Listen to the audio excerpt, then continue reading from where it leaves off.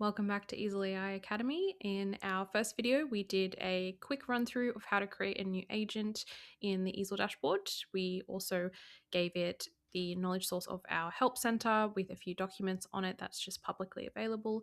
And we asked a few questions and updated the instructions with some feedback in the chat. So that's as far as we've gotten so far. In today's episode, we're going to do a little bit more training, a quick start way to update the instructions to be a little bit more fleshed out, as well as testing out some skills.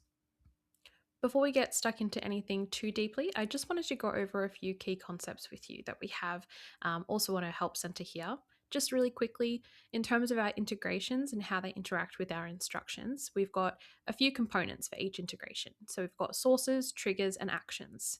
Say, for example, if we're taking Freshdesk or Shopify.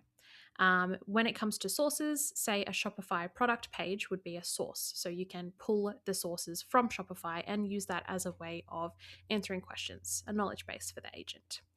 Each agent can have multiple sources of knowledge, not only one. So you can add Shopify, your help desk, some files, and other places that you want to pull information from. Triggers are what makes eesel act, so your agent will wake up and do something, basically, and you can determine when that happens. Actions are just what can eesel do, what do you want it to do, what is it enabled to do, basically.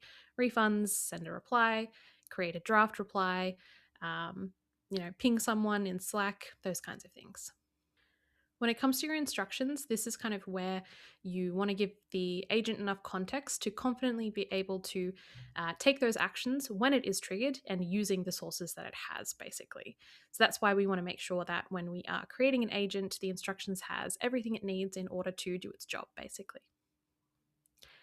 Back inside eesel, basically what I'm thinking is, hey, this instructions panel is really bare bones. I want to give it some more information, but I don't want to have to manually do it because writing out a bunch of workflows is going to be very time consuming. So there's a few options here. One is we could just chat with eesel. Tell it, hey, here are a few things that I want to add to your instructions and what we want to be doing with this agent, basically. It'll be able to build its instructions based on that and walk you through a few questions to clarify what you want it to do. Alternatively, and something that I definitely recommend personally, is to use any resources you already have available to you. So, for example, I can upload a file. Now, I'm going to grab a file that my team already uses that has been created specifically to go over policies and procedures that a support agent will do.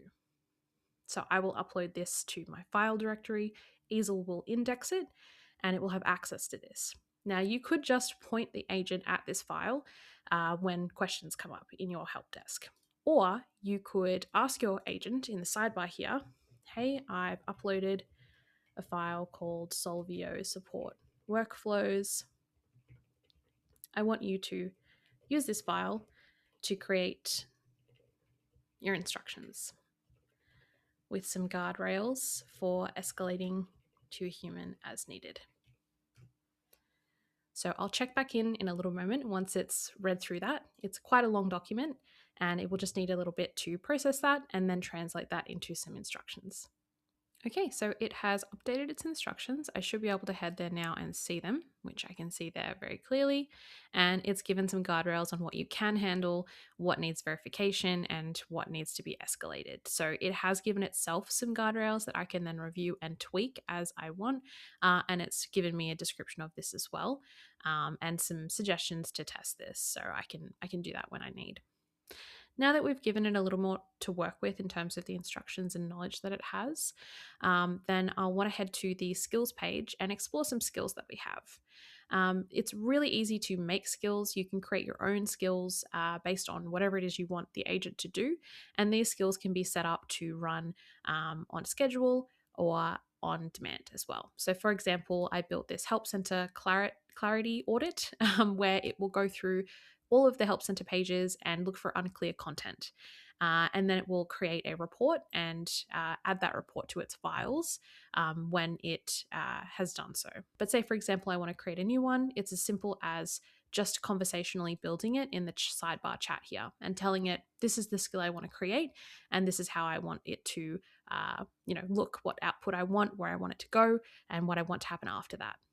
So now we have a skill involved in pinging me for help center updates. We've got the workflows and guardrails in the instructions now built off of an existing resource in a couple of minutes.